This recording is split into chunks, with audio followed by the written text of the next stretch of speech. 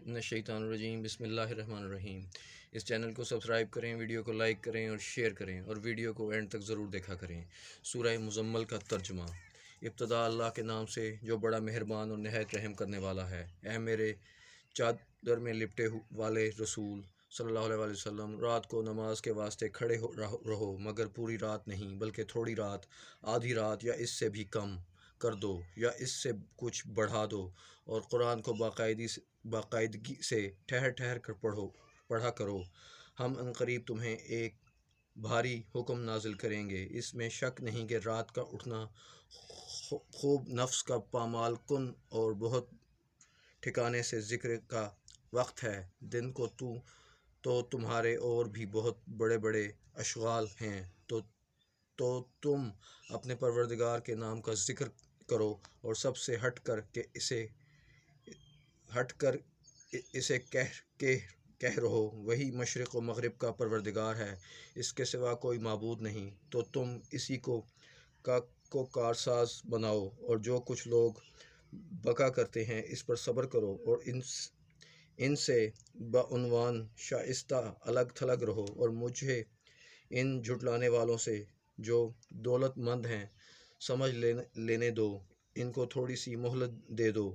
بے شک ہمارے پاس بڑائیاں بھی ہیں، اور جلانے والی آگ بھی، اور گلے میں پھنسانے والا کھانا بھی، اور دکھ دینے والا عذاب بھی۔ جس دن زمین اور پہاڑ لرزنے لگیں گے اور پہاڑ ریت کے ٹیلے جیسے بھرے ہو جائیں گے۔ اے مکہ والو، ہم نے تمہارے پاس اس طرح ایک رسول صلی اللہ علیہ وسلم کو بھیجا جو تمہارے معاملے میں گواہی دے، جس طرح فرعون کے پاس ایک رسول بھیجا تھا، تو فرعون نے اس رسول کی نافرمانی کی، تو ہم نے بھی اس کی سزا میں اس کو بہت سخت پکڑا۔ تو اگر تم بھی نہ مانو گے تو اس عذاب کے دن سے کیسے بچو گے جو بچوں کو بوڑھا بنا دے گا، جس دن آسمان پھٹ پڑے گا، اور یہ اس کا وعدہ ہے جو پورا ہو کر رہے گا۔ بے شک یہ نصیحت ہے جو شخص چاہے اپنے پروردگار کی راہ اختیار کرے۔ اے رسول صلی اللہ علیہ وآلہ وسلم، تمہارا پروردگار چاہتا ہے کہ تم اور تمہارے ساتھ کے چند لوگ کبھی 2/3 رات کے قریب اور کبھی آدھی رات اور کبھی تہائی رات نماز میں کھڑے رہتے ہو، اور خدا ہی رات اور دن کا اچھی طرح اندازہ کر سکتا ہے۔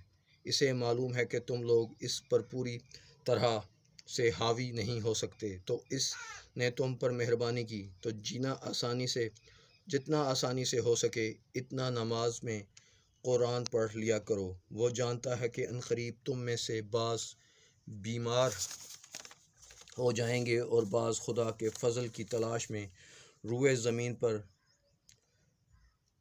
سفر اختیار کریں گے، اور کچھ لوگ خدا کی راہ میں جہاد کریں گے۔